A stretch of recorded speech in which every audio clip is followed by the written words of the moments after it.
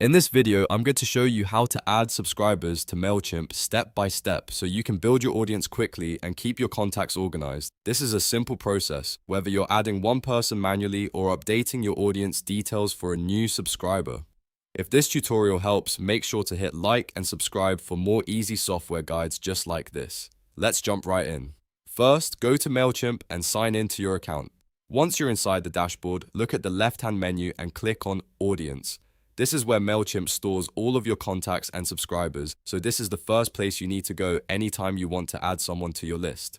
After that, click on Add Contacts. Mailchimp gives you a few different ways to bring people into your audience, but for this tutorial, we're focusing on adding a single subscriber manually. So from the options that appear, click Add a Single Contact. Now you'll see the contact form. This is where you start entering the subscriber's information. Begin by filling in the first name and last name fields. If you only have one name, you can add what you have, but it's always better to complete both fields when possible so your audience stays clean and professional. Next, fill in the email address. This is one of the most important details because Mailchimp uses the email to identify the subscriber and send campaigns or updates to that contact. Double check the spelling before moving on because a small typo here could mean the contact never receives your emails.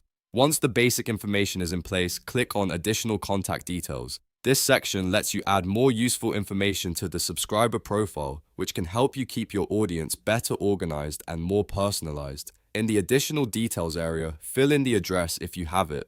Depending on your audience or business needs, this may include mailing address information that helps you keep records accurate and complete. Then fill in the phone number if you have that as well. This can be helpful for internal tracking, customer management, or future marketing segmentation. Next, fill in the country and any other details you have available. The more complete the profile is, the easier it can be to manage your audience later.